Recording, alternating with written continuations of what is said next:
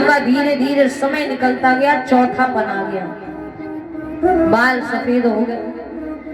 महाराज आत्मदेव जो भी गाय माता रखते उनके कोई बछिया या बछवा नहीं होता। जो भी पेड़ लगाते, जो भी वृक्ष लगाते, उसमें कभी फूल या फल आते नहीं। महाराज आत्मदेव बड़े दुखी हैं। ऐसे जीवन में जीना क्या जिसमें जीना लगे। मेरे बाल सफेद हो गए, चौथा बना गया, और एक पत्नी है वो भी उल्टा विचार की। ऐसे जीवन को जी करके क्या करूं। इससे अच्छा है कि अपने मनुष्य के शरीर को त्याग दो तो ज्यादा अच्छा है। महाराज आत्मदेव ये सोच करके एक दिन महाराज आत्मदेव मरने के लिए जाने लगे। ना तो पत्नी बिल्कुल उल्टा विचार की धुंधली।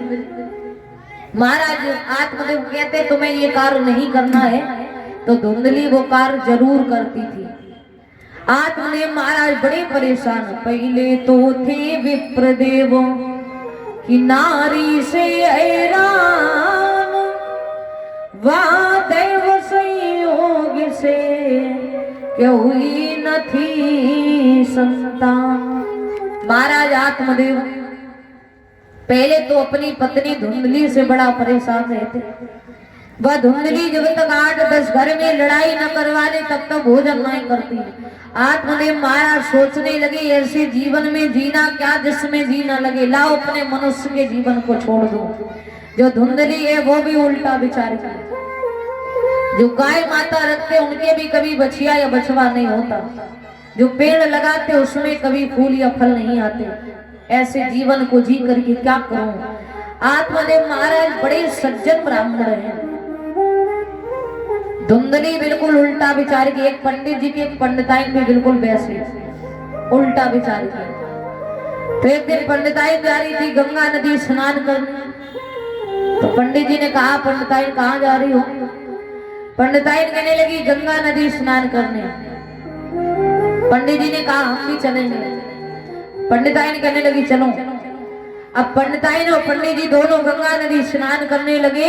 तो महाराज पंडिताइन गंगा मैया के अंदर गई और स्नान करने लगी। सो पंडित जी मजाक मजाक में बोले पंडिताइन बाहर आ जाओ, कहीं गंगा मैया के जल के बहाव में तुम बह ना जाना। पंडिताइन ने कहा तुमने मना किया तो मैं तो और अंदर जाऊंगी, एक कदम और अंदर चली गई। तो पंडित जी ने मना किया और पंडिताइन थी उल्टा करने वाली। तो पंडित जी ने कहा पंडिताइन निकल आओ नहीं डूब जाओगी। सो पंडिताइन एक कदम और पीछे चली गई। पंडित जी कहने लगे निकल आओ नहीं गंगा मैया का जल बड़ी बाढ़ पे चल रहा है, कहीं डूब ना जाना, आ जाओ। पंडिताइन एक कदम और अंदर को चली गई। अब पंडित जी जानते कि जय तो उल्टा ही करेंगे। सो पंडित जी ने कहा कि पंडिताइन निकल आओ नहीं डूब जाओगी। पंडिताइन ने कहा तुमने मना किया मैं और जाऊंगी, एक कदम और पीछे चली गई। महाराज गर्दन से जल भरा। पंडित जी कह रहे निकल आओ, पंडिताइन एक कदम और अंदर चली गई। अब महाराज पंडित जी कह रहे डूब जाओगी। पंडिताइन नहीं मानी, एक कदम और अंदर गई। सो पूरी गंगा मैया में डूब गई। पंडित जी बिल्कुल ऐसी थी धुंधली, हमेशा उल्टा कार्य करने वाली। आत्मदेव महाराज सोचने लगे ऐसे जीवन में जीना क्या जिसमें जीना लगे।